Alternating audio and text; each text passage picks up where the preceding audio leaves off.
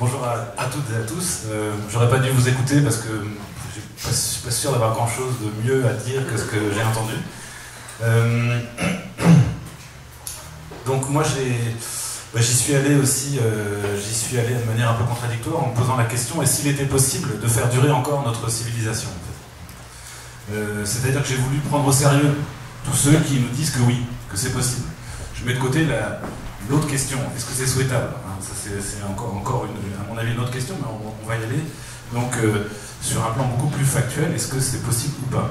Alors, donc, je travaille sur la décroissance. Dans la décroissance, en général, comme je l'ai entendu tout à l'heure, on dit ben non, c'est bien sûr impossible, parce que notre civilisation est fondée sur la recherche de croissance économique, une croissance économique continue.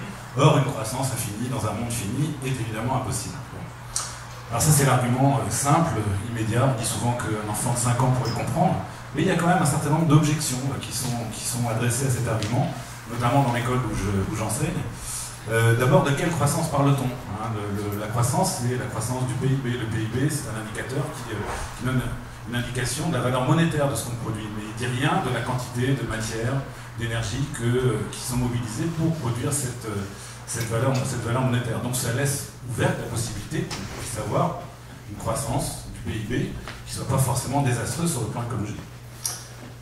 Par ailleurs, autre constat, les États-nations les plus riches sont aussi ceux qui paraissent les plus avancés sur le plan écologique, les moins destructeurs, vu de loin en tout cas, ce qui justifierait la poursuite de la croissance. Ensuite, ces limites que certains invoquent contre la quête d'une croissance continue, où est-ce qu'elles se situent exactement? Est-ce qu'on est capable vraiment de les identifier? Et si elles existent effectivement, est-ce qu'on ne peut pas les repousser, voire les annuler? Et enfin, dernière chose qui est liée à l'objection précédente, est-ce qu'il y a une limite à l'inventivité humaine? Certains et certaines viennent de l'évoquer. Et la croissance n'est-elle pas le moyen le plus sûr de stimuler cette inventivité et de lui fournir les conditions aussi de son exercice? Donc voilà le genre d'objections que j'entends souvent autour de moi à HEC. Alors, ces objections, elles sont fondées sur un certain nombre de convictions, et donc sur celle qu'il serait possible effectivement de continuer à croître dans le respect des limites planétaires. Comment ça? Comment est-ce qu'on fait ça? Il suffit en fait, nous disent les théoriciens de cette position, qui sont les économistes, ce sont eux qui ont à mon avis élaboré la meilleure réponse, enfin en tout cas la plus sophistiquée au premier argument que j'ai posé. Donc il suffit tout simplement de produire autrement nos marchandises, en mobilisant moins d'énergie et de matière. Autrement dit, il faut produire des marchandises propres. C'est ça la solution. C'est ainsi qu'on pourra obtenir un découplage, qui est le terme qu'on utilise donc classiquement pour aborder cette question, un découplage entre la croissance économique et son impact écologique. La croissance pourra ainsi se poursuivre sans que la situation écologique ne continue de se dégrader. Donc si on présente ça sous la forme d'une courbe, on a la croissance qui continue à monter et puis son impact écologique qui se stabilise, voire, si possible, même qui tend à décliner. Alors c'est le pari que font donc la plupart de mes collègues économistes et tous ceux qui défendent en fait aujourd'hui la possibilité de générer donc une croissance verte, un développement durable, une économie circulaire ou encore un Green New Deal. Tous ces gens-là, en fait de manière pas forcément toujours parfaitement consciente et maîtrisée, se fondent sur ce pari-là. Alors, quelle est la recette d'une marchandise propre et donc d'une croissance propre? Donc je vais m'aventurer à essayer de donner un petit cours de cuisine, sans être moi-même cuisinier, parce que je suis pas économiste en l'occurrence, mais j'ai essayé de comprendre comment était pensée cette recette. Donc là, en fait, si on parle de la pensée économique, la recette de toute marchandise repose sur 3 ingrédients. Du travail, du capital et des ressources naturelles. Alors ça peut être évidemment toujours de l'énergie, et puis de la matière, organique, inorganique, peu importe. Donc c'est ce que les économistes appellent la fonction de production. Trois dimensions, 3 ingrédients dans cette recette de toute marchandise. Alors comment faire pour que cette marchandise soit propre? Il suffit en fait de remplacer les mauvais ingrédients, entre guillemets, par de bons ingrédients, première démarche, et de trouver aussi un meilleur équilibre entre les 3 ingrédients de base, travail, capital, ressources naturelles. C'est ça la solution de base, d'un point de vue théorique. Donc en d'autres termes, toujours empruntés aux économistes, il faut procéder par substitution. Il faut adopter cette stratégie de substitution qui est le concept qu'utilisent les économistes pour désigner ce type de démarche. Alors, substitution toute simple, la plus simple, c'est évidemment de remplacer une ressource naturelle par une autre.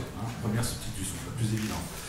Autre substitution, autre dimension de cette stratégie de substitution, diminuer la quantité de ressources naturelles qu'on va utiliser en augmentant la quantité de travail et ou de capital qu'on va mobiliser.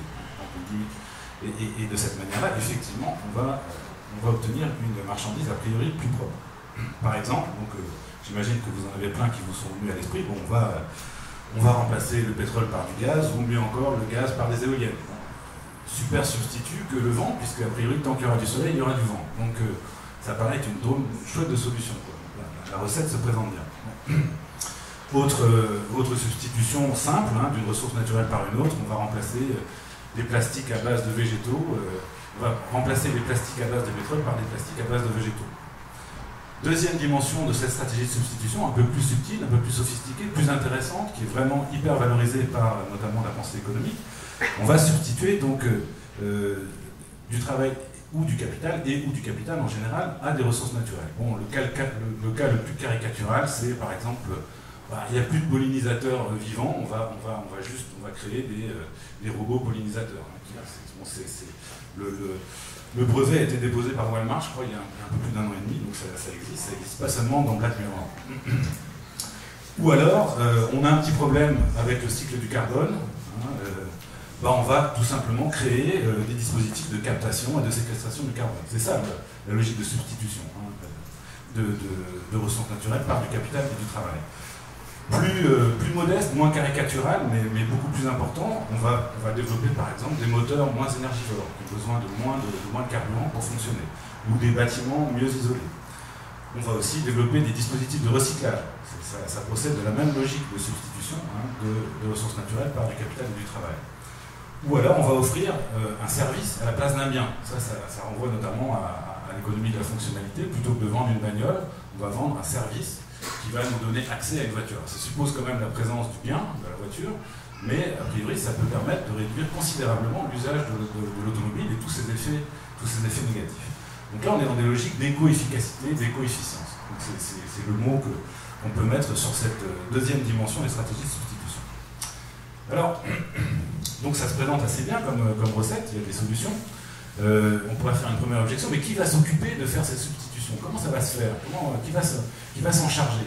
Comment ça pourrait se produire? Alors là, les économistes sont extrêmement forts, ils ont une réponse très forte. Ils disent, écoutez, fondamentalement, dans notre monde, cette substitution, elle va se faire spontanément. Elle va se faire très spontanément, grâce à un mécanisme, qui est le mécanisme des prix, et d'autre part, à une disposition propre à l'être humain, qui est celle de vouloir à chaque instant maximiser ses gains, minimiser ses pertes. Voilà, sur cette simple base-là, ça va très bien se passer. Ça va très bien se passer. Tout va bien aller.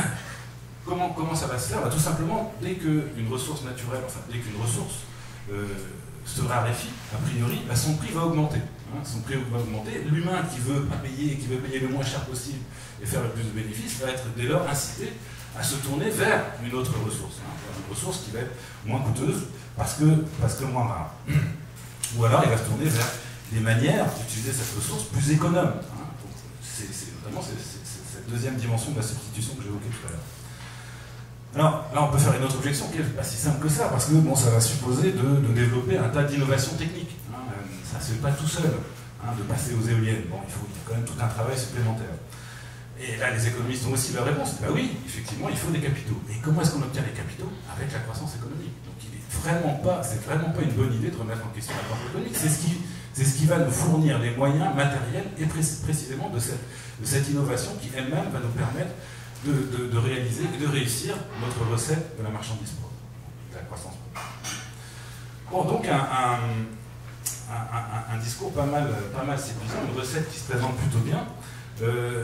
Avec les économistes qui ont quand même conscience que y a un problème, c'est qu'il y a des ressources naturelles qui n'ont pas de prix.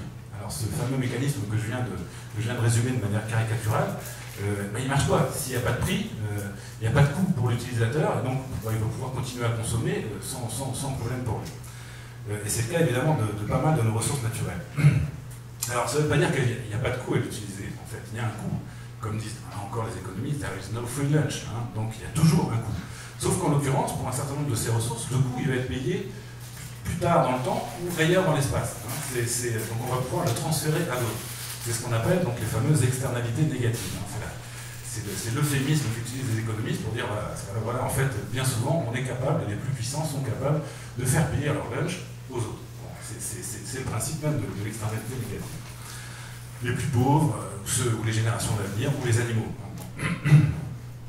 Alors, donc, la raréfaction de ces ressources naturelles, de bon nombre de ressources naturelles, n'induit pas ces stratégies de substitution. Qu'est-ce qu'on peut faire alors? Là encore, les économistes ont la solution. Il suffit tout simplement de donner un prix à ces ressources naturelles.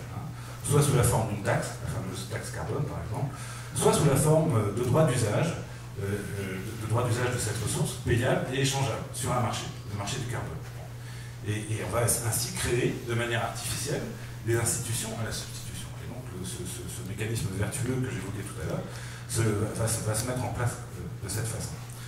Donc on a vraiment une recette qui, moi j'avoue, être toujours assez fasciné. C'est une recette qui se présente très bien, comme sur les livres de James Oliver ou de Ricardo, très appétissant sur le papier, quoi, en théorie. Mais comme dirait l'autre, un jour j'irai vivre en théorie, parce qu'en théorie tout se passe bien. Qu'est-ce qui se passe en pratique? Qu'est-ce qu'on observe par rapport à cette promesse d'un découplage entre croissance économique et impact écologique de cette croissance? En fait, on découvre que ça ne marche pas très bien. Il y a une croissance effectivement un peu moins sale, dans le meilleur des cas, mais une croissance sale tout de même. Donc dans le meilleur des cas, on observe ce qu'on appelle un découplage relatif entre la croissance économique et son impact écologique. La situation écologique se dégrade moins vite que n'augmente la quantité de marchandises produites, mais elle continue de se dégrader néanmoins. Or, ce qu'il nous faut, ce qu'il s'agit d'atteindre, c'est un découplage absolu et non pas relatif, global, permanent et rapide. C'est ça les conditions de la réussite de la recette. En tout cas, c'est ça que la recette nous promet. Évaluée à l'échelle mondiale, donc la recette de la croissance propre ouverte ne fonctionne pas, au moins jusqu'à présent. Alors, on va dire soit, d'accord, mais l'avenir reste ouvert, et si on fait quelques efforts pour ajuster le système, est-ce qu'on ne pourrait quand même pas y arriver? Est-ce que ça ne pourrait pas fonctionner à l'avenir? Alors en fait, ça paraît très peu probable, à cause effectivement de ce qu'on sait du passé, parce que cette stratégie bute sur plusieurs limites importantes. En fait, 3 types de limites que je voudrais souligner rapidement. Des limites biophysiques, des limites économiques et des limites politiques, qui ont été évoquées de manière indirecte là, dans les comptes rendus que j'ai entendus tout à l'heure. Donc, quelles limites biophysiques? Là, il y a des ressources non renouvelables dont nous dépendons de manière très étroite, qui n'ont en fait pas de substituts, ou des substituts très imparfaits, c'est-à-dire dont l'usage représenterait des coûts bien supérieurs à ceux des ressources qu'on utilise actuellement. Le cas critique par excellence, c'est évidemment celui des hydrocarbures, mais je laisserai Philippe en parler tout à l'heure. Bon, il n'y a pas de véritable substitut aux hydrocarbures, de toute façon. Il n'y a pas de substitut au phosphore, qui est une ressource clé utilisée aujourd'hui dans l'agriculture industrielle et dont dépend étroitement l'agriculture industrielle, c'est-à-dire notre alimentation quotidienne. Il n'y a pas non plus de substitut à un tas de métaux, et notamment les plus rares d'entre eux. Il n'y a aucune solution en tout cas, qui soit aussi intéressante sur le plan économique. D'où tout simplement le fait que s'il n'y a pas de substitut, on a une réponse au fait qu'il y a encore autant d'hydrocarbures et aussi peu d'énergie renouvelable. C'est simplement que c'est beaucoup moins efficace d'un point de vue économique au final. Mais ce qui vaut pour certaines ressources non renouvelables vaut évidemment pour ce qu'on appelle à tort des ressources renouvelables. Une ressource renouvelable, c'est un mot piège, cette expression, puisque une ressource renouvelable ne l'est que jusqu'à un certain point. Pour qu'elle se renouvelle, il faut effectivement l'exploiter à un certain rythme, qui est le rythme de cette ressource. Et là-dessus, on a des sérieux problèmes d'ores et déjà. En fait, on dépend au moins de 3 ressources vitales, de l'eau buvable, de l'air respirable et de la terre fertile. Et ces 3 ressources-là sont en train de s'épuiser à vive allure. Et on n'a évidemment pas de substitut, sauf peut-être sur une planète lointaine qui présenterait les mêmes caractéristiques que la nôtre, mais on est bien loin d'avoir le travail et le capital qui sont nécessaires pour aller exploiter cette planète. Bon. Donc ça se présente mal aussi sur ce terrain. Reste donc l'autre dimension de la stratégie de substitution, la substitution entre facteurs de production. C'est-à-dire on compense donc, la diminution de l'usage d'une ressource par un surcroît de capital ou de travail. En fait, c'est là où les économistes ne sont pas tout à fait honnêtes, c'est que c'est une substitution toujours partielle. C'est-à-dire que malgré tout, dans toute marchandise, il faudra toujours utiliser des ressources naturelles. Bon. Dès lors, si on veut augmenter toujours la quantité de marchandises, on va aussi toujours continuer à augmenter la quantité de ressources naturelles qu'on utilise. Ce sont des facteurs qui sont complémentaires. On ne peut pas faire disparaître évidemment l'usage de ces ressources naturelles, au moins l'usage d'énergie. Donc premier problème. Par ailleurs, les gains d'efficacité technique qui peuvent être effectivement suscités par cette stratégie que j'évoquais tout à l'heure, ils atteignent des limites physiques. Donc j'imagine que Philippe parlera tout à l'heure des limites concernant par exemple l'éolien, mais bon, on peut constater par exemple que les ampoules LED, d'ores et déjà, c'est des ampoules qui convertissent 100% de l'électricité reçue en lumière. Donc on ne peut pas aller plus loin. Dans le domaine de l'électronique, on est aussi aux frontières de la miniaturisation. On ne peut pas aller tellement plus loin que l'on est aujourd'hui. Il y a des projets d'utilisation de principes inspirés de la physique quantique qui se développent aujourd'hui pour pouvoir pousser encore plus loin effectivement cette miniaturisation, mais on n'y est pas. On n'y est pas, c'est-à-dire que c'est une façon de dire aussi que on est dans une course. On est dans une course contre une autre limite physique, qui est celle du temps. En fait. C'est probablement celle aujourd'hui qui est la plus contraignante, c'est qu'il faut qu'on aille très vite. Ce découplage, il faut qu'il soit global, permanent, mais il faut aussi qu'il soit très très rapide, notamment par rapport à un enjeu comme celui du dérèglement climatique. Bon, donc voilà, première limite qui jette un petit froid par rapport à cette promesse d'un découplage absolu futur. Deuxième limite, des limites qu'on peut appeler des limites économiques, qui tiennent en fait non pas à l'économie en général, mais à la dynamique économique de nos propres sociétés.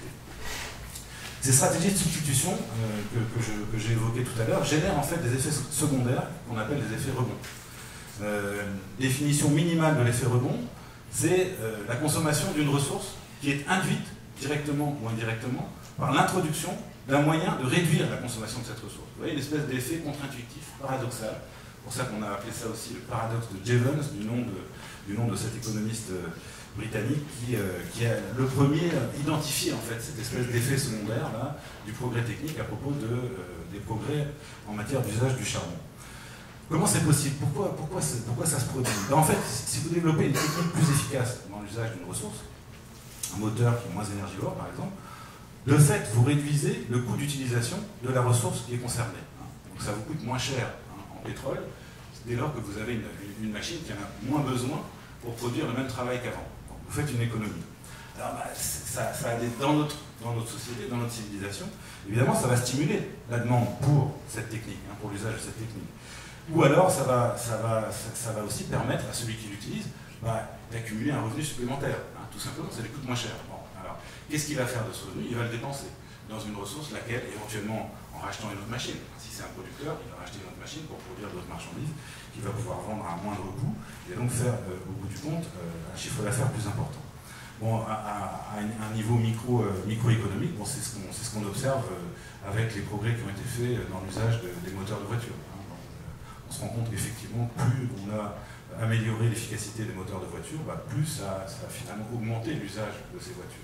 Jusque dans certains cas, à annuler les gains offerts en termes d'économie de ressources sur le pétrole.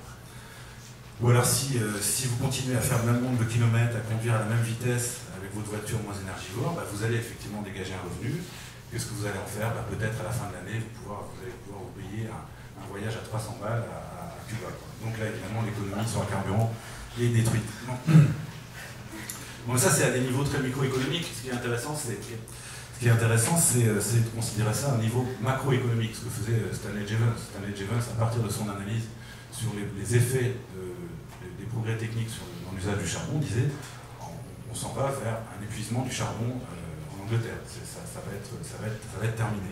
Parce qu'effectivement, il y a un tas d'effets en cascade qui sont générés par ces progrès. Si on prend par exemple les techniques de réfrigération, qui sont évoquées notamment par David Owen dans un petit livre qui est paru chez l'éco-société qui s'appelle Paradoxe vert, il montre bien comment les progrès dans les techniques de réfrigération, c'est-à-dire le progrès dans les frigidaires, ont en fait généré toute une industrie fabuleuse, non seulement évidemment de frigidaires, puis de congélateurs, etc., mais aussi de produits alimentaires qui vont être surgelés, etc., qu'il va falloir entreposer dans des magasins, on va pouvoir les trouver, donc c'est toute une chaîne qui se développe, c'est faramineux. Donc tous les gains qu'on a réalisés en matière d'énergie grâce à ces techniques ont été plus que surpassés par tous ces effets secondaires. Alors, évidemment, c'est un effet qui est assez terrible du point de vue écologique, mais qui est très bon sur le plan économique. C'est un effet pervers du point de vue écologique, mais un effet tout à fait positif du point de vue économique. C'est au contraire un des stimulants de la croissance économique. Alors, on observe même dans le domaine de l'économie de la fonctionnalité. On se rend compte aujourd'hui, quand on étudie les effets, par exemple, de systèmes d'autopartage efficaces, que c'est des systèmes qui vont en fait générer davantage d'usage de l'automobile que moins d'usage de l'automobile. Hein, sur les plus efficaces, c'est le cas du Uber également. Pourquoi? Parce que finalement, dans bien des cas, ça va devenir moins coûteux pour certains d'emprunter un Uber ou d'utiliser ce service-là que de prendre le transport en commun. On va gagner du temps, hein, de prendre sa bicyclette ou de marcher. Donc là où Uber est bien implanté, en fait, le trafic augmente. Hein. Donc ces promesses de l'économie de la fonctionnalité, dans une société de croissance, non, ça ne tient pas. Et en fait, nos économies fonctionnent bien davantage par addition dans l'utilisation de nos ressources que par substitution. Hein. Ces progrès techniques génèrent beaucoup plus des processus d'addition, d'empilement, que des processus de substitution. Le cas encore exemplaire, c'est celui de l'énergie. Ah oui, on a développé des techniques pour utiliser des nouvelles ressources. Hein. On est passé du bois au charbon, puis du charbon au pétrole, puis du pétrole à l'énergie nucléaire. Bon, donc tout ça, on va laisser entendre qu'on est passé de A et que ça s'est substitué. Ben non, vous le savez comme moi, ça s'est empilé, ça s'est additionné. Hein. On n'a jamais consommé autant de charbon qu'aujourd'hui. Donc c'est ça que génère ce système. Troisième limite, troisième catégorie de limites, des limites que j'appellerais politiques, qui tiennent en fait au rapport de force de nos sociétés. Donc il y a une façon, là aussi les économistes vont dire, ben non, il y a une façon d'empêcher ces effets rebonds, c'est d'augmenter justement le prix de ces ressources. Hein. Donc on gagne en efficacité, mais on augmente le prix. Donc on en réduit à nouveau l'accessibilité. Donc ce serait une façon de maintenir, hein, de maintenir sous contrôle ces effets secondaires que j'ai évoqués. Mais si vous le faites de manière sérieuse, hein, de manière vraiment sérieuse, sans concession, qu'est-ce qui va se produire fondamentalement? Si vous augmentez les prix, si vous diminuez l'accessibilité à ces ressources clés, ben vous allez finir par ralentir la croissance. Hein, vous allez annuler cette croissance. Petit problème, c'est que cette croissance, c'est pas seulement une espèce de lubie des capitalistes, c'est pas seulement un truc qu'on a dans la tête, c'est un truc qui est inhérent à nos sociétés. Donc nos sociétés ne peuvent se reproduire telles quelles aujourd'hui que s'il y a de la croissance. Hein. Elles sont fondées sur ce principe, réellement, structurellement. C'est pas une espèce de manie qu'on a dans le crâne. Hein. C'est une nécessité propre à nos sociétés. Donc là, d'un point de vue politique, c'est intenable. Vous n'avez aucun politique qui va prendre le risque de développer une politique d'internalisation des externalités, pour reprendre l'expression des économistes, sans concession, parce qu'il va sauter, C'est Macron qui essaye de faire augmenter un petit peu le prix du diesel en France, puis qui se prend les gilets jaunes dans la face, et qui doit faire demi-tour. C'est Trudeau avec sa taxe carbone sur les grands émetteurs de CO2 au Canada, qui l'été dernier a dû aussi faire marche arrière, quand ces grands émetteurs ont dit non, désolé, ta taxe, elle va réduire notre compétitivité. Si on réduit notre compétitivité, il va falloir fermer, mettre des gens dehors. Ah, ces gens-là, c'est aussi tes électeurs, mon ami, donc tu vas faire un effort. Et il a dû reculer. Donc d'un point de vue politique, il y a une vraie résistance qui n'est pas là encore due à une espèce de dérive des gens. C'est une nécessité. Nos conditions d'existence dépendent de cette... Okay. Nos conditions d'existence dépendent étroitement de cette croissance. Alors ça vaut pour tout le monde, pour chacun d'entre nous, mais ça vaut évidemment a fortiori pour les plus gros producteurs. Et le problème, c'est que donc ce prix qu'on pourrait fixer sur ces ressources naturelles, pour tenter de compenser tous ces problèmes que j'ai évoqués, bah ce prix, il n'existe pas dans le ciel. Il ne s'agirait pas d'aller le chercher, l'identifier, et puis on dire voilà, ça c'est le prix du carbone. Hein. C'est un prix politique, c'est une décision politique. Les économistes ont développé plein de techniques qui apparaissent très scientifiques. Voilà, nous on va effectivement déterminer le prix de ce que c'est que de maintenir telle forêt en état, etc. Bon, non, c'est une technique, mais c'est une technique qui approche un mode de décision fondamentalement politique. Donc, qui va l'emporter dans cette décision? Les plus gros. Le problème, c'est que notre société, bah, les plus gros pollueurs, ceux qui détruisent le plus, sont aussi les plus gros producteurs. Ce sont donc les plus gros acteurs de nos sociétés. Donc on peut imaginer que le prix qui va s'imposer finalement est un prix qui ne va pas les gêner.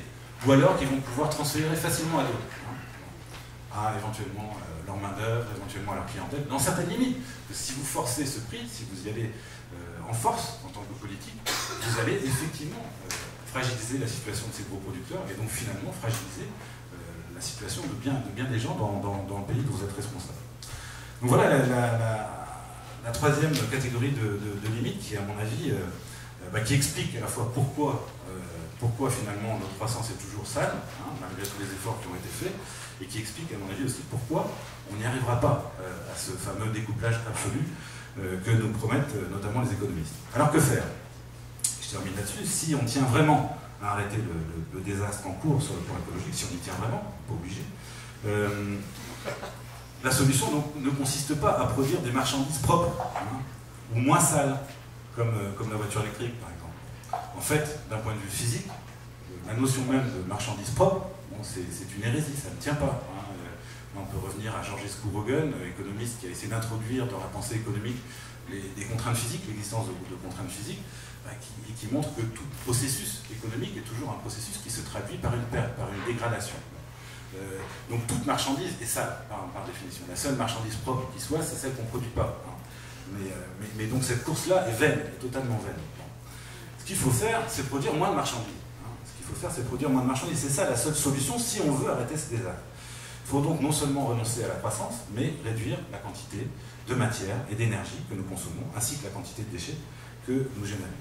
Ça devrait être, à mon avis, évidemment, le premier principe de toute politique écologique digne de ce nom.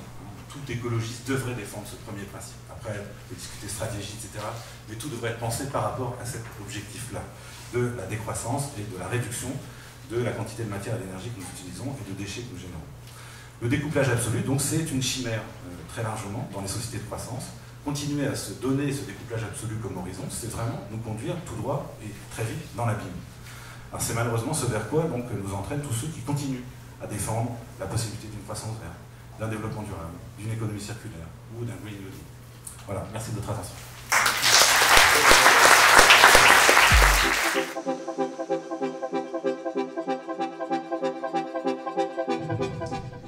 Effectivement, on voit que le public est pointu, les questions sont compliquées.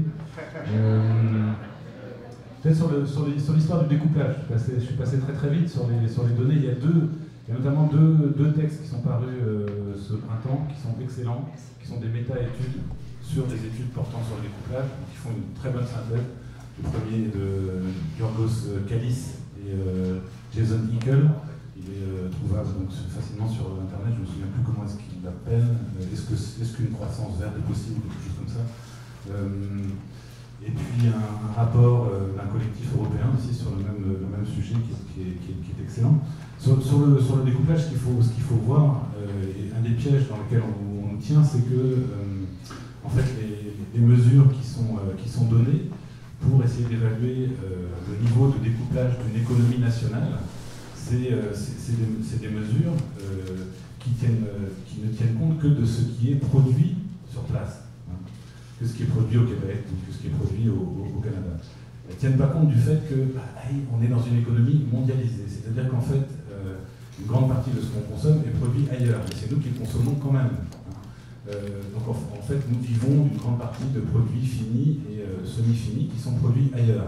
Si on veut être sérieux et honnête pour mesurer la capacité d'une économie à accomplir ce découplage, il faut le considérer à l'échelle globale, à l'échelle mondiale, donc les vraies mesures sont forcément mondiales, ou si on veut le faire à une échelle nationale, mettons le Québec, il faut mesurer non pas ce qui est produit, mais ce qui est consommé finalement par les Québécoises et les Québécois, et évidemment l'industrie québécoise.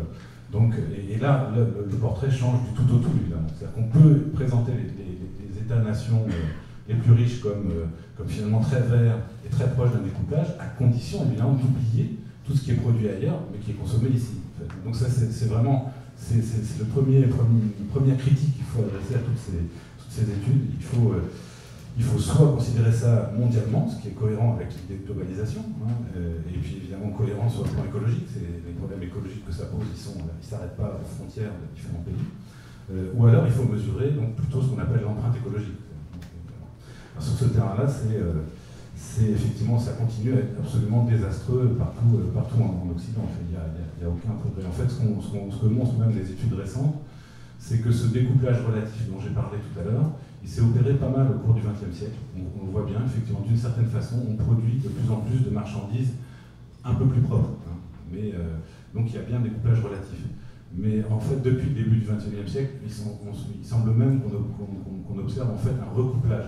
Finalement, là, la courbe de la dégradation écologique, elle se rapproche de plus en plus de la courbe de la croissance. Il y a même, donc il y a une aggravation, un peu à la manière de Philippe qui disait regardez ce qui se fait au niveau des renouvelables, on est plutôt dans un déclin à la limite. Hein, ça converge avec ce constat-là. Une question relativement simple sur l'économie circulaire. L'économie circulaire, dans son principe, c'est génial.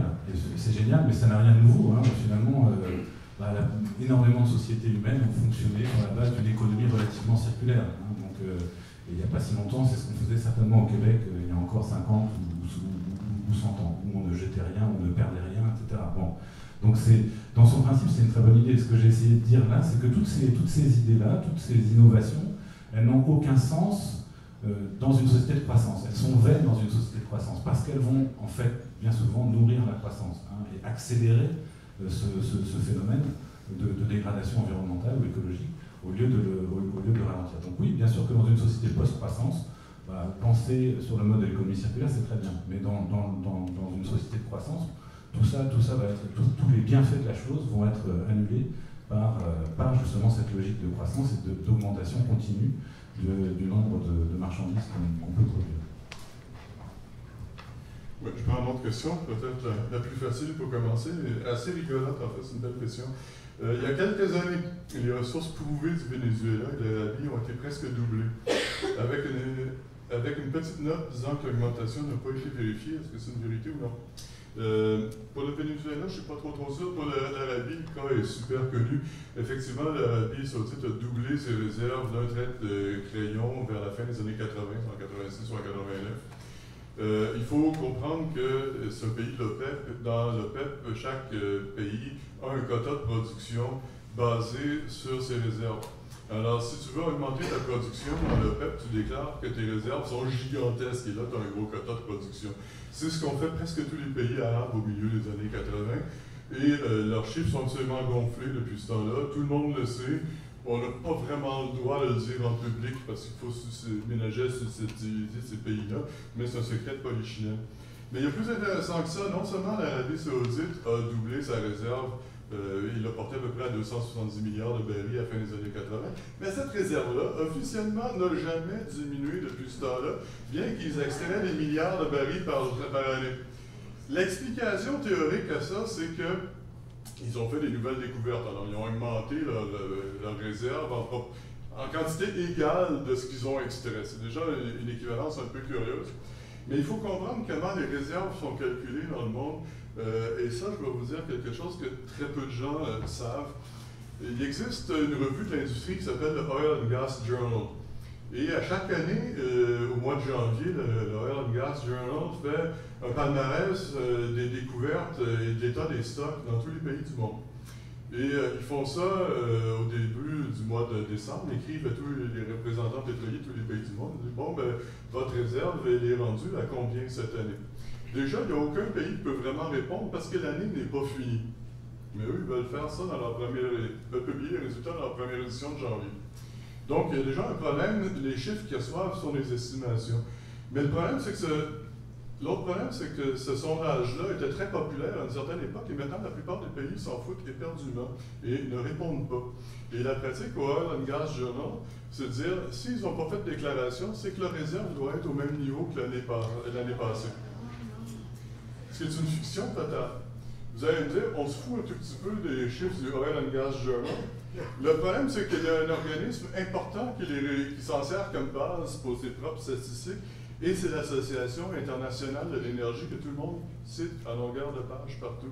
Et ces chiffres-là, je ne dirais pas qu'ils n'ont aucune valeur, mais ils sont très imprécis, ils sont compilés dans des conditions douteuses, et l'industrie pétrolière ne les utilise jamais elle-même. L'industrie pétrolière paye des millions à des trucs qu'on appelle des scouting agencies, ce sont des agences en fait des renseignements privés qui corrigent l'information la plus précise sur les réserves pétrolières et leur revendent très cher à leurs clients. La compagnie la plus connue là-dedans, c'est Rystad, c'est une compagnie norvégienne. Et eux ont des bonnes statistiques, mais les chercheurs n'ont rarement accès parce que l'abonnement annuel à ça, c'est comme $1,5 million. Donc j'enchaîne avec une question effectivement essentielle.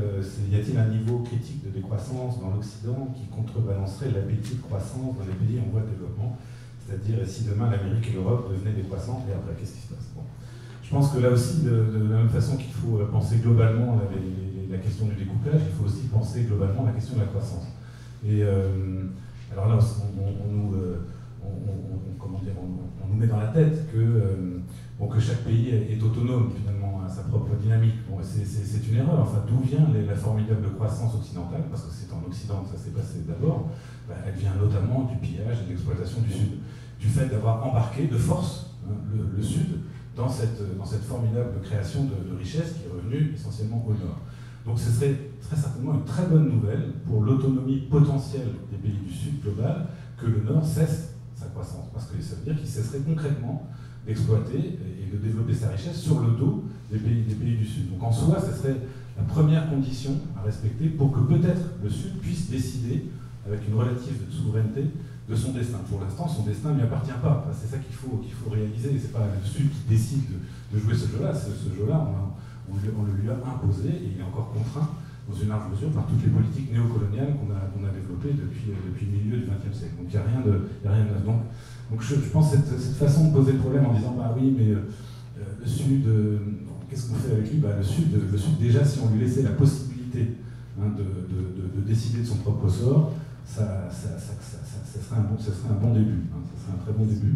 Et peut-être de décider de vivre autrement que dans ces logiques de croissance à tout prix qu'on leur a imposées. Quand on fait un peu de recherche, d'études sur le mode de vie dans beaucoup de ces pays-là, non, c'est pas des pays croissancistes. Enfin, ils n'ont pas ça du tout dans leur manière, dans leur rapport au monde, etc.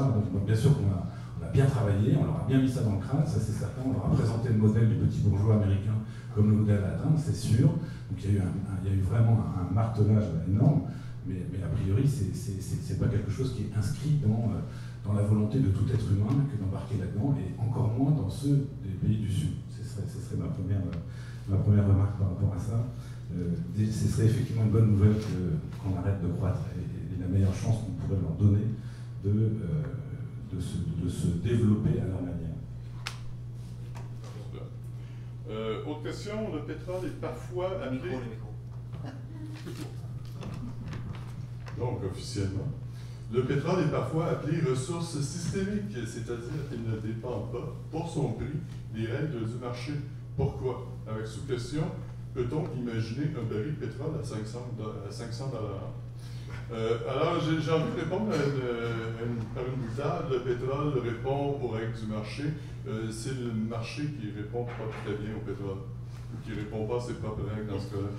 En fait, le prix du pétrole varie quand même selon l'offre et la demande, ce qui est très classique, sauf que l'offre et la demande arrivent rarement en même temps dans cette industrie-là. C'est-à-dire que les investissements prennent beaucoup de temps.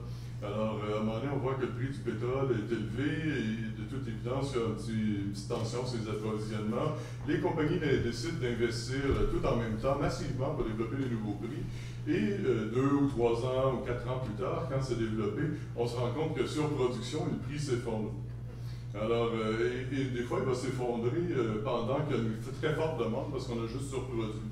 Et des fois, quand la demande est faible, enfin, on n'a pas beaucoup investi et le prix devient très élevé. Ça paraît irrationnel, mais en fait, ça répond un petit peu au délai d'investissement. Il y a, et la question subsidiaire, est-ce qu'on peut imaginer... Ah oui, dernier détail là-dessus, ça répond aux lois de l'offre et la demande, et ça répond très peu, en fait, à la rareté de la ressource, qui ne rentre pas beaucoup en ligne de compte là-dedans. On considère toujours qu'il y en aura suffisamment. Ce qui jusqu'ici a toujours été vrai, donc c'est pas une approximation si absurde que ça, mais il n'est pas dit que ce soit toujours le cas.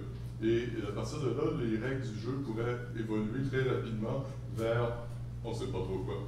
Est-ce qu'on peut imaginer le prix de pétrole à 500 $? Non. On a déjà eu le prix de pétrole à 150 $ et ça a complètement détruit l'économie. Ce qui arrive, c'est qu'à ces prix-là, c'est trop cher. La plupart des activités qu'on devrait faire avec du pétrole deviennent non rentables et les gens ne sont plus capables de soutenir l'achat. Il y a donc destruction de la demande. Et la destruction de la demande, c'est soit du ralentissement économique, les gens cessent de faire certaines choses, ou c'est des transitions vers d'autres sortes d'énergie. Ce qui est bon pour l'environnement est détestable pour les entreprises pétrolières. À ce moment-là, ils se mettent à réduire les prix volontairement et essayer d'en mettre plus sur le marché pour jouer un peu sur les prix. Donc, le baril de pétrole à 500 $, en fait, on ne s'y rendrait pas, ça détruirait l'économie bien avant, ça détruirait les pétrolières et après ça, tout le monde se mettrait ensemble pour essayer de trouver des solutions plus ou moins parfaites qui feraient redescendre les prix assez rapidement. Ça, c'est pas soutenable. J'enchaîne, je garde les plus difficiles pour la fin. J'essaie de réfléchir, de gagner du temps aussi. sur l'histoire de la substitution, une façon de préciser ce que j'ai voulu dire tout à l'heure. Quelqu'un me demande finalement est-ce que l'économie de service est-elle vraiment découplée en fait? Est-ce que ça permet ce découplage ou pas? On est exactement là dans cette logique, dans cette stratégie de substitution. Remplaçons les biens par des services. Un service, a priori, c'est en partie dématérialisé, donc tout va bien, ça devrait pouvoir le sauver. Bon. Alors d'abord, les services, ils ont aussi une empreinte écologique qui n'est pas négligeable, hein, qui est très importante en fait, même dans nos pays, notamment parce qu'ils s'appuient de plus en plus sur les nouvelles technologies qui sont matériellement invisibles, hein, mais qui sont en fait matériellement très importantes.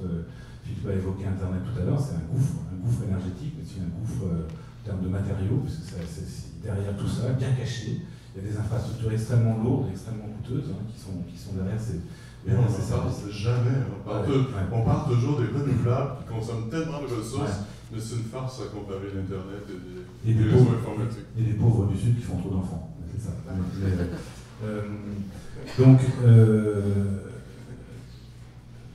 Mais plus généralement, cette économie de service, ce qu'il faut voir historiquement, c'est qu'on est bien dans cette logique d'addition que j'évoquais tout à l'heure, et non pas de substitution. Les services ne viennent pas remplacer l'industrie, ni l'agriculture, hein, simplement ils viennent s'ajouter, ils se sont ajoutés à ces deux secteurs, et ils les font fonctionner de manière encore plus productive, c'est-à-dire ils leur permettent de générer encore plus de ces marchandises. On a simplement délocalisé une grande partie de notre industrie ailleurs, mais donc nos services n'ont absolument pas remplacé l'industrie. Ils s'y sont ajoutés avec leur propre impact, et en plus ils ont permis l'augmentation de la productivité en fait, du secteur primaire et secondaire, donc avec tous les effets qu'on a évoqués tout à l'heure. Donc on est vraiment pas du tout dans cette logique de substitution, et donc ça ne représente actuellement aucun progrès en termes de découplage, bien au contraire. Quels sont les principaux obstacles qui nous empêchent de revenir au niveau énergétique de 1975 si on baissait de 50% notre consommation d'énergie? Premier obstacle, personne n'a envie de consommer moins. Deuxième obstacle, il n'y a aucune entreprise qui a envie de vous vendre moins. C'est un obstacle déjà réel. Mais en fait, c'est la question ça pose la question du découplage que posait Yves-Marie, ou plus précisément l'effet rebond. Si on baissait la consommation d'énergie de 50%, tout serait probablement beaucoup moins cher, parce que l'énergie est une composante importante des prix. Donc, on finirait par en vendre plus. Et à ce moment-là, la consommation d'énergie se mettrait à réaugmenter. C'est très difficile de baisser la consommation d'énergie. En fait, vous remarquez que depuis 1800, depuis l'année 1800, la technologie n'a pas cessé de s'améliorer. Les premières machines à vapeur transformaient à peu près 1% de leur énergie de charbon en énergie mécanique. Maintenant, un moteur électrique est capable de convertir au-dessus de 90% de son électricité en énergie mécanique. C'est super efficace. Mais la consommation d'énergie n'a pas cessé d'augmenter depuis 1800, bien qu'on soit 90 fois plus efficace qu'auparavant. Ça, c'est l'effet rebond dans toute sa splendeur, parce qu'on fait maintenant des choses qu'on n'aurait jamais rêvé de faire en 1800, parce que l'énergie disponible était trop chère et, en fait, n'était pas disponible en quantité suffisante. C'est l'effet rebond. Ouais. L'avant-dernière question. Comment une idée de décroissance peut s'insérer dans notre système de santé? Déjà, il faut peut-être souligner le fait que notre civilisation, donc, elle a inventé ses propres maladies, hein, et qui sont en gros les maladies chroniques non transmissibles, hein, qui sont des maladies dont on ne meurt pas forcément, mais dont on ne guérit jamais, hein, ce qui est extrêmement bon pour le business par ailleurs. Donc, pas besoin de faire du complotisme, mais de fait, c'est le cas.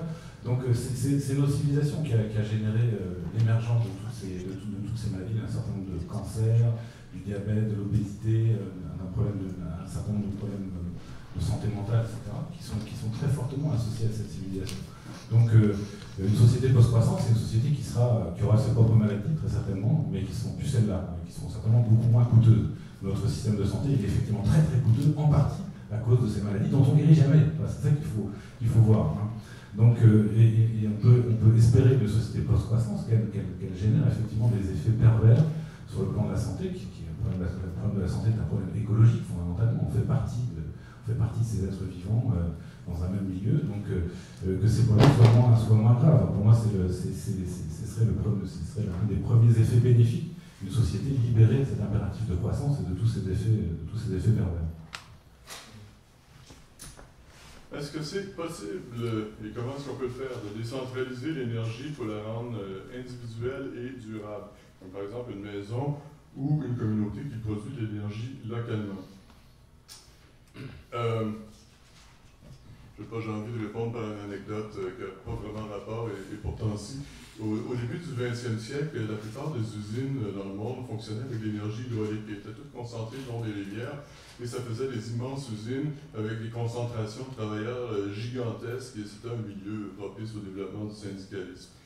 C'est quoi le rapport? Quand est arrivée l'électricité, les anarchistes ont applaudi. Ils disaient, voilà, on va pouvoir décentraliser la production et par conséquent, on va aller vers une société moins encadrée et plus anarchisante, en fait, plus propice à l'anarchie. Et ça ne s'est pas passé comme ça parce que, en fait, l'énergie est restée concentrée pour des questions d'efficacité. Les usines sont plus dispersées, mais la production d'énergie était quand même concentrée dans certaines régions, disponibilité des ressources, réseau de distribution. Ça ne s'est pas passé exactement comme on le pensait. Les nouvelles formes d'énergie n'ont pas libéré l'homme. Et ce que je vois dans cette question-là des communautés autonomes en énergie, c'est est-ce que l'autonomie énergétique va libérer l'homme? Et là, je suis un petit peu sceptique. Ces communautés seront toujours dépendantes là, de réseaux extérieurs pour leur approvisionnement en technologie. Mais il y a aussi le fait qu'un réseau énergétique, pour que ce soit rentable, il faut que tu sois capable d'échanger tes surplus. Surtout avec les énergies renouvelables, tu as toujours une région où le soleil ne brille pas, puis une autre où le vent ne souffle pas. Et il faut que les deux soient capables de s'échanger leur surplus, sinon vous tombez souvent à court. Et les systèmes où on installe des panneaux solaires sur des maisons, comme ça, ils fonctionnent sur cette base-là. C'est pas très intéressant d'installer ça sur sa maison tout seul. Ce que tu veux, c'est vendre tes surplus d'électricité quand t'en as, et tu veux que le réseau te fournisse de l'électricité quand toi t'en manques. Et c'est ça qui est difficile à gérer avec une installation autonome. Toutefois, c'est pas impossible. Il y a des gens qui vont s'installer des chalets au fond des bois. Ça coûterait $1 demi-million d'amener l'électricité réseau. Là, vous êtes beaucoup mieux de fonctionner avec une installation autonome. Mais il faut comprendre que cette installation-là, si vous voulez vraiment consommer de l'énergie comme en ville, il va falloir la surdimensionner pour qu'elle produise toujours un minimum, et donc ça coûte très cher. Ou alors il va falloir accepter d'avoir des périodes où il n'y aura pas d'énergie et vous allez devoir vivre très sobrement. Très neuf. Donc, plusieurs questions qui tournent autour, finalement, comment on fait, quoi. La question comment on fait, comment on peut envisager une décroissance qui serait volontaire et non pas subie, comment on pourrait faire pour qu'elle soit douce et équitable, etc. Donc il y a plusieurs questions autour de ça, comment la planifier. Alors je parle peut-être justement d'idée de planification. L'idée de planification, elle est quand même étroitement liée finalement à l'État. C'est-à-dire on irait chercher le secours du père, l'État, pour gérer tout ça. J'avoue que j'y crois très peu, pour des raisons que j'évoquais déjà un peu tout à l'heure. L'État, il est intimement lié à cette logique de croissance. Il ne doit sa puissance qu'à cette croissance. Lorsqu'il n'y a plus de croissance, l'État perd de sa puissance. Donc j'ai beaucoup de mal à imaginer que cette institution puisse, de manière miraculeuse, tout d'un coup se mettre au service de sa propre destruction. Donc pour moi, non. En partie à cause de la fréquentation des textes de Francis Dupineri, qui est au fond, je crois de moins en moins à un soutien de l'État. En fait, j'ai même de plus en plus peur de tous ces appels écologistes aujourd'hui à une intervention ferme, autoritaire du papa État face à des enfants irresponsables, etc. Non, enfin, là on est complètement prisonnier d'un imaginaire, à mon avis, très dangereux. Enfin, c'est l'ouverture à des formes d'écofascisme ou de dictature verte. Bon, si vous voulez ça, peut-être, moi j'en veux pas. Effectivement, c'est très important de pouvoir préserver les conditions d'existence de la vie sur Terre, mais pas à n'importe quel prix, pas au prix de notre liberté.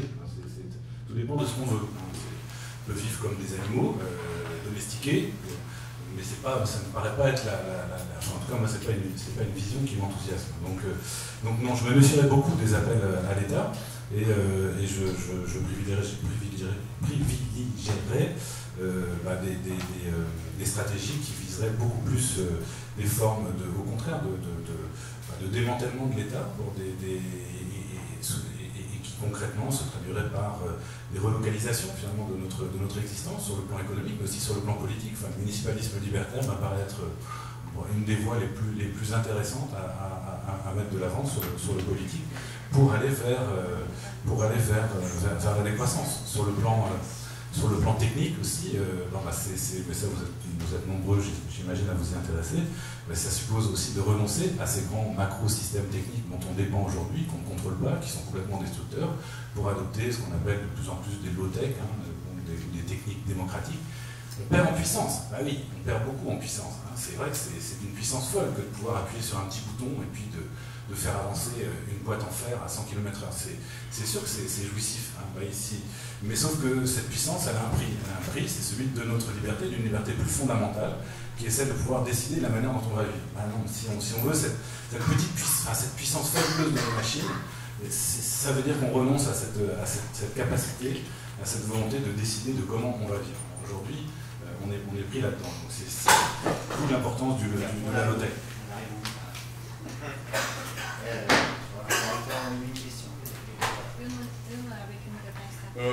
J'ai le groupe ici par les Grecs qui pose une série de questions techniques, j'ai vraiment pas le temps de répondre. Je vais en prendre une qui est un peu plus facile que les autres. Il nous demande si en décroissance on ne vivrait pas dans un état de récession permanente. À ça, j'ai pas vraiment de réponse à apporter. Mais ça, quand l'économie classique, c'est une vraie possibilité. Je sais que les économistes à tendance décroissanciste qui travaillent cette question-là, comment est-ce qu'on peut décroître sans avoir une récession permanente, mais je ne suis pas sûr qu'il y a des réponses tout à fait définitives à ça. Je ne sais pas si tu as quelque chose à... Déjà, le terme de récession, c'est un terme qui est associé aux sociétés de croissance. Enfin, c'est un terme qui n'a de sens que dans une société qui a besoin de croissance pour carburer. Les sociétés qui nous ont précédés dans l'histoire n'étaient pas des sociétés en récession. Et quand on regarde, quand on essaye de ce que font certains économistes, historiens, ils essayent de calculer le PIB de l'Europe il y a 1000 ans. C'est assez douteux comme exercice, mais ça a au moins un intérêt, c'est que ça montre qu'il y avait zéro croissance. Bon, c'était des pays où il y avait de la vie, une vie assez riche, qui a laissé des très belles choses. Et des déchets bien plus jolis que ceux qu'on va laisser à nos successeurs. Donc bref, en tout cas, il y avait de la vie. C'est sûr que c'est pas forcément une vie facile, mais est-ce que la vie aujourd'hui, dans notre monde, même pour nous qui sommes très privilégiés, est facile? Je ne crois pas. C'est une vie où on passe notre temps à courir, où on attrape ces maladies, je parlais tout à l'heure. Et même en comparant, je pense que c'est pas si brillant que ça. Et puisque même notre indicateur fétiche, qui est celui de l'espérance de vie, est aujourd'hui en train de plafonner, voire de décliner dans les pays les plus puissants, à quoi bon s'accrocher à ce système? Voilà.